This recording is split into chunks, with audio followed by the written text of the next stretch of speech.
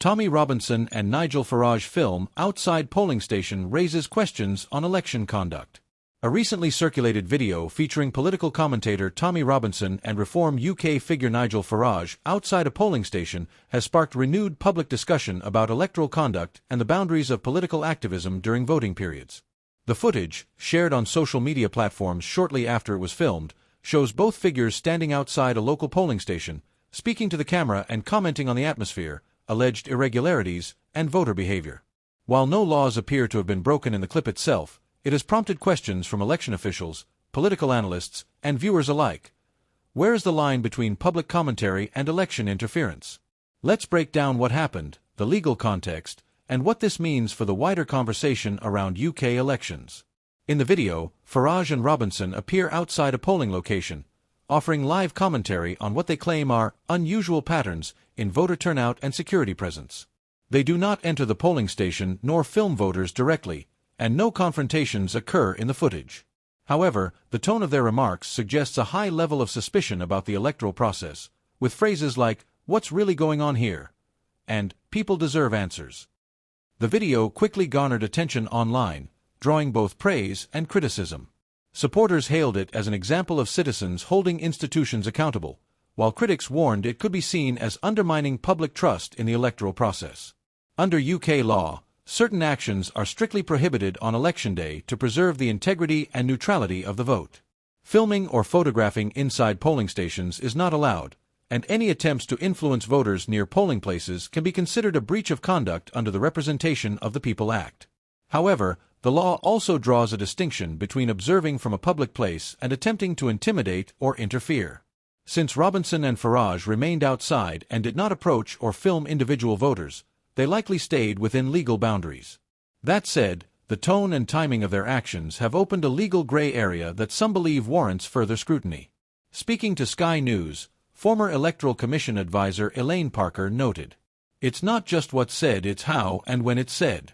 Even indirect actions can influence voter confidence. That's why political figures should be especially cautious on election day." As expected in today's polarized climate, reactions to the video have been sharply split. Supporters of Robinson and Farage shared the video widely, framing it as evidence of media silence or establishment discomfort with grassroots accountability. One ex-user commented, "They're only showing what the mainstream won't. Voters deserve transparency." Others, however, voiced concern that the presence of high-profile political commentators near polling stations could have an intimidating effect on voters, particularly those unsure or fearful of scrutiny.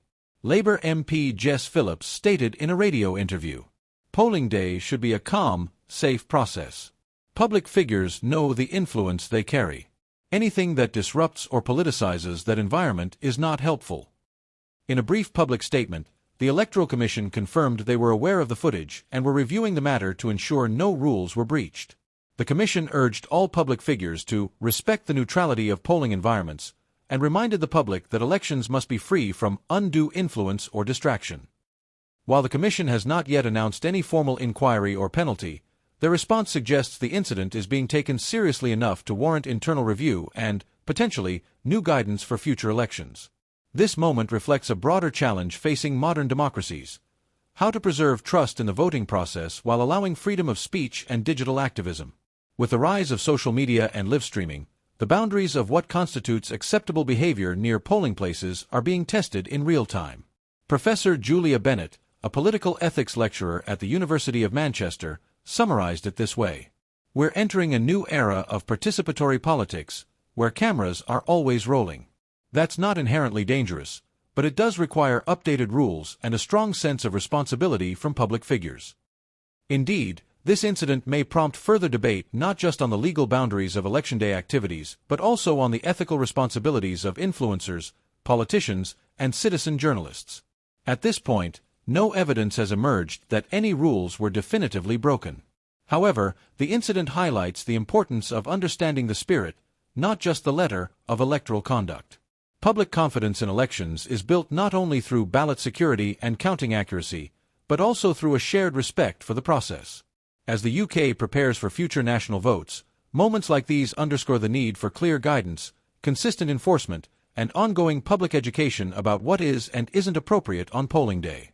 If you value thoughtful, balanced political reporting, hit the like button, subscribe to our channel, and turn on notifications for updates. What do you think? Were Farage and Robinson simply exercising free speech, or did their actions go too far? Let us know in the comments below.